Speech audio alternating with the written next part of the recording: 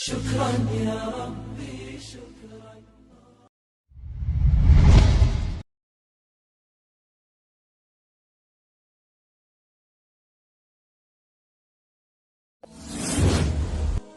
Assalamualaikum warahmatullahi wabarakatuh. Ziarah kubur yang selalu dilakukan kaum muslimin saat lebaran atau idul fitri telah usai. Namun kebiasaan itu tetap terjaga. 6 makam tua waliullah di Garut, Jawa Barat yang selalu ramai diziarahi pengunjung sepanjang tahunnya. 1. Makam Syekh Rohmat Suci Gadog. Siapa yang tak kenal makam tua yang satu ini?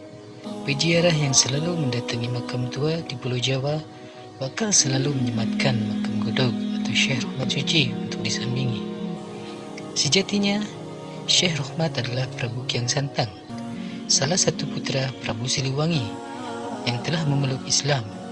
Lokasi pemakamannya berada di Kampung Godog, Desa Lebak Agung, Kecamatan Karangpawitan, Garut, Jawa Barat. Berbicara Garut, Jawa Barat, memang tidak bisa lepas dari pengaruh kerajaan tua Hindu-Buddha. 2. Situs Ciburuy Bayongbong.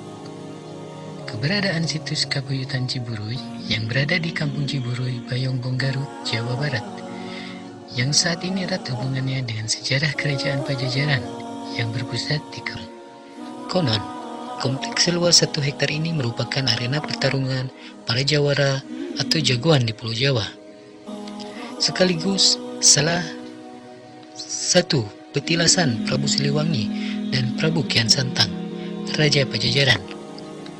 Menyimpan puluhan naskah kuno. Pada bulan tertentu, masyarakat sekitar kerap menggelar acara ritual Seba Muharram. Acara itu untuk membagikan benda pusaka, termasuk membersihkan naskah kuno yang berisi ajaran hidup serta budi pekerti adat Sunda.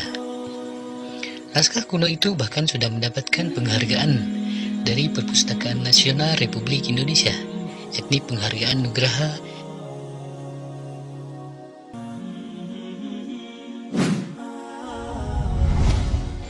3. Makam Senopati Arif Muhammad, Leles. Salah satu makam tua yang selalu diziarahi warga adalah makam Panembahan Senopati Arif Muhammad di Komplek Candi Cangkuang, Leles, Garut, Jawa Barat. Sang wali merupakan panglima perang Kerajaan Mataram yang diutus kerajaan menyebarkan agama Islam di sana. Selain ketokohannya, makam yang satu ini terbilang unik karena berdampingan dengan Candi Cangkuang, salah satu candi Hindu tertua di Pulau Jawa yang diperkirakan dibangun abad ke-8 dan baru ditemukan tim Cagar Budaya Jawa Barat tahun 1966 di Garut.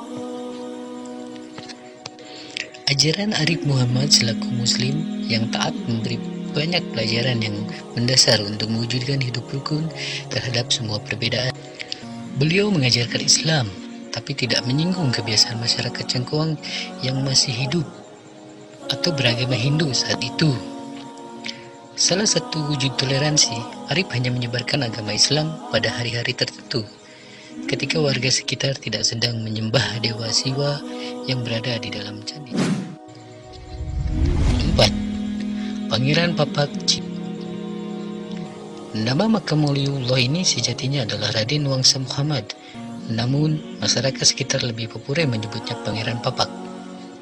Sebutan Papak merujuk pada jari tengah dan telunjuknya yang konon sejajar atau papak dalam bahasa Sunda. Ada juga cerita menyebutkan Papak buat Raden Wangsa Muhammad karena sikap dan prinsip beliau yang tanpa pandang bulu atau sama dalam memperlakukan orang tanpa membeda-bedakan status sosialnya.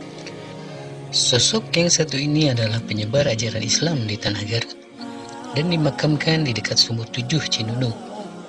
Konon mata air yang cukup bening dan segar ini Salah satu ajaran Pangeran Papak yang selalu ingat masyarakat sekitar adalah agar hati selalu tentram, ulah ngingu kabingung, miara kasusah, sangkan ayadina kagumbiraan manah. Atau artinya jangan memelihara keresahan hati, sehingga selalu ada dalam keceriaan hati juga selalu. 5. Sunan Cipancar, Limbangan.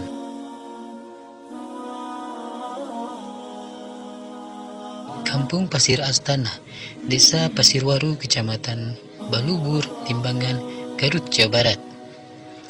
Tokoh yang satu ini merupakan cucu dari Prabu Siliwangi, Raja Pajajaran, sekaligus ulama penyebar agama Islam yang kelak kerap melahirkan keturunan bupati di Kabupaten Garut. Awalnya, cikal bakal Kabupaten Garut saat ini berasal dari kerajaan kecil Kertarahayu yang berdiri sekitar tahun 1415 Masehi. Kerajaan ini berada di bawah kekuasaan Kerajaan Besar Pakuan Pajajaran yang saat itu menguasai hampir seluruh kerajaan di Jawa Barat dan Banten.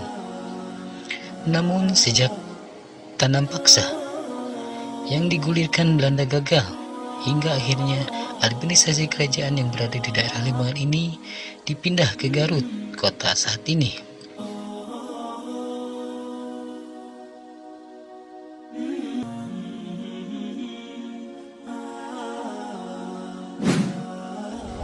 Nah, Sunan Haruman.